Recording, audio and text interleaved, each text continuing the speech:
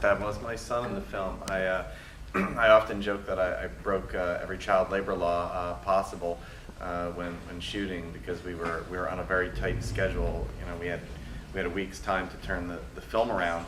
So when we found out we had to make it, I wrote it and storyboarded it that night. The following night we rehearsed, my son and my friend Tom, who played his father in it, and did lighting tests. The following night, beginning at 6, we began shooting. We ended shooting about 2:30 in the morning, and I sent everybody home and digested all the footage into a laptop and began editing. Stayed up in time to take my son to school, where and then I continued the editing process. That night we went to a studio where we just finished putting it all together, mixed and mastered the sound, and shipped it out the next night. So I came in 4 days on it. It was only 3.5 minutes, but it still felt pretty frantic at the time.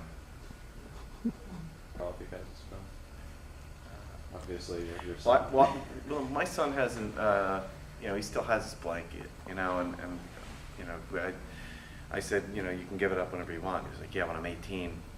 And so I'm like, yeah, that's fine. I don't want to rush him, but for me, it came from a very honest place, because, as he gets older, he is becoming more independent, and the blanket was just a good symbolism for film to get my point across in a short period of time. But for me, it is each day he is a little bit more independent than the last, and I always say that I never understood what the term bittersweet meant until he was born, and then started walking, and in each phase he keeps getting older, and it's just a little further away from my little boy, but but it's the same, which makes me kind of sad, but at the same time, I feel a lot of pride in how he's growing up, and knowing that he is getting older, and that has to happen, and as a parent you have to let them go. You do, but there is a part of you, a small part, that even if it's wrong, just you want them to stay young. And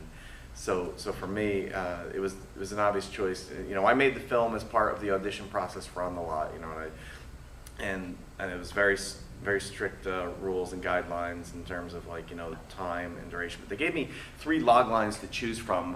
They gave me, because I made it further along the audition process, and I thought, they said, well, if you make it any farther along, we're going to call you at a moment's notice to make a film. So I thought, well, this is cool. I got this far. I'm not going to get any farther, but it's still something pretty cool to say. But 5 days later, they did call me, and they said, okay, you're on, and you have 3 minutes of screen time. That's what you get. Here's your log lines. The end of a relationship, skeletons in the closet, and blinded by beauty. It can be any genre you want. Just get it back to us in a week's time, or you're through at that point. So I chose the end of a relationship, and I didn't want to make something that was about a typical relationship, like a husband and wife, a boyfriend and girlfriend. I wanted to make something that again came from an honest place for me, and something that might be just a little bit different from what other people were doing. So that's where that came from, and it's yeah. So it really it's authentic in that I do feel a little sad watching them grow up, but I'm proud too. So I think you really carry that authenticity with the actors and the way you held the shots, and it just felt sincere, and it really had a good quality to it that you allowed to let breathe on the screen. Thank you. It was nice to see. I don't like to, as a director, I don't like to let the camera get in the way of the story. I want the story to come first. And again, just I think, and I encourage anybody who's, whether you're just interested in making films and you haven't made it, or you're just starting out, to just when you're writing, to just think about coming from a place that's honest for you.